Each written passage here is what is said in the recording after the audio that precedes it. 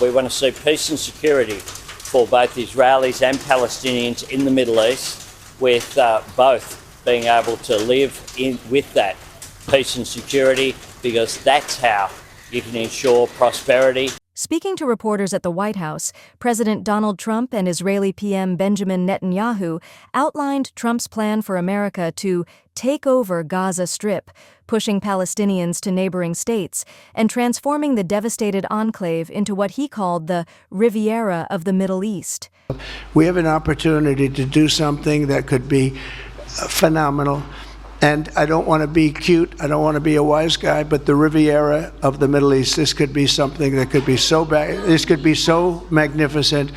A two-state solution for Israel and Palestine has long been a cornerstone of U.S. foreign policy, and Trump's startling remarks go against that. When Trump unveiled his so-called Gaza's long-term ownership and redevelopment scheme for the war-torn region, everybody I've spoken to, this was not a decision made lightly. Everybody I've spoken to loves the idea of the United States owning that piece of land, developing and creating thousands of jobs with something that will be magnificent. According to the United Nations OCHA, Netanyahu's air raids have affected nearly 92% of homes, some 436,000 housing units, with about 60% of buildings, including hospitals and schools, around 160,000 demolished, and 276,000 severely or partially damaged.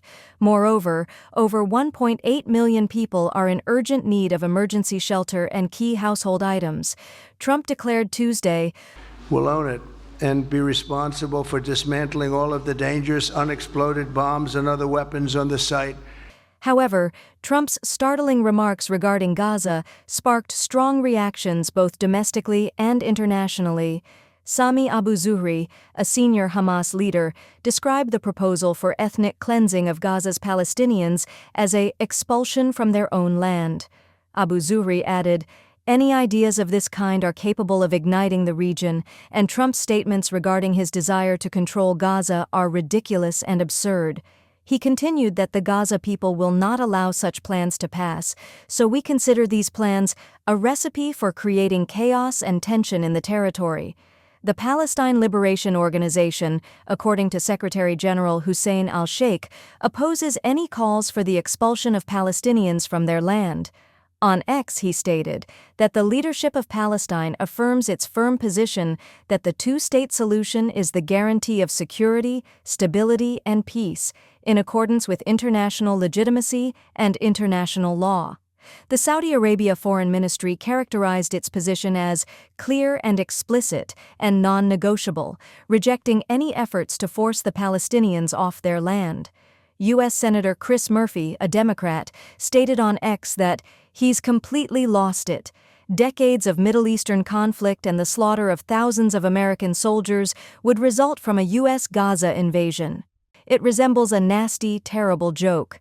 The Council on American Islamic Relations, a U.S. Muslim advocacy group, declared that Trump's proposal to force Palestinians off their land is completely non-stater and that Gaza belongs to the Palestinian people, not the U.S. Russian Foreign Minister Sergei Lavrov stated, "Israel is attempting to drive Palestinians out of the Gaza region," adding, "Practicing a policy of collective punishment is a method that Russia rejects." The government of Australia is still in favor of a two-state solution where both Israelis and Palestinians could live in peace and security, according to Prime Minister Anthony Albanese. I support the same position I had yesterday morning, Peter, which is a two-state solution in the Middle East. That's been long-standing bipartisan policy. All right.